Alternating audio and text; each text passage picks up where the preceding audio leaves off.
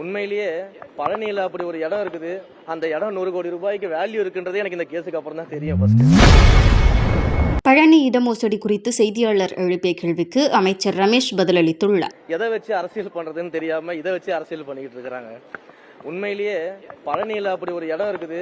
அந்த இடம் 100 கோடி ரூபாய்க்கு வேல்யூ இருக்குன்றதே எனக்கு இந்த கேஸுக்கு அப்புறம் தான் தெரியும். ஃபர்ஸ்ட் தெரிய வந்த உடனே ஏப்ரல் நீங்க அந்த லேண்ட் ரிஜிஸ்ட்ரேஷனுக்கு முன்னாடியே அந்த லேண்ட் ரிஜிஸ்ட்ரேஷன் ஜூலை 7ஆம் தேதி நடந்திருக்குது.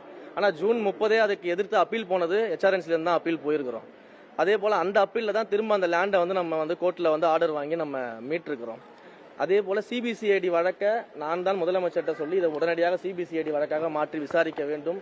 இதை விசாரிச்சு உண்மையான குற்றவாளிகள் யாரா இருந்தாலும் நிச்சயமாக தண்டிக்கப்படணும்னு சொல்லி கேட்ட உடனே மாண்புமிகு முதலமைச்சர் அவர்கள் வழக்கை சிபிசிஐடிக்கு மாற்றி சிபிசிஐடியில் ப்ரீலிமினரி விசாரணை எல்லாம் நடந்துகிட்டு இருக்குது.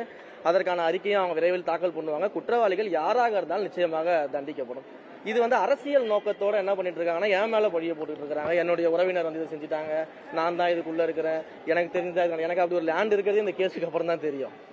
ஃபர்ஸ்ட் அண்ட் இது அவங்க அரசியலுக்காக ரெகுலரா பண்றது தான். ஏன்னா எதை வச்சு அரசியல் பண்றதுன்னு தெரியாதவங்க எதை கிடைச்சாலும் அரசியல் பண்ணுவாங்க. ஸோ அந்த அரசியல் வேலைகள்லாம் பண்ணிட்டு இருக்காங்க. அதை தாண்டி இந்த மாதிரிலாம் அரசியல் பண்ணி மக்கள் மத்தியில என் பேரை கெடுக்கணும், ஆட்சியோட பேரை கெடுக்கணும், முதலமைச்சர் பேரை கெடுக்கணும் அப்படின்லாம் நீங்க யோசிக்காம மக்களுக்கு நல்லது பண்ணணும்னு யோசிச்சீங்கன்னா செய்திகளை உள்ளது உள்ளபடி தெரிந்து கொள்ள ரெஃப்ளெக்ட் நியூஸை சப்ஸ்கிரைப் பண்ணுங்க.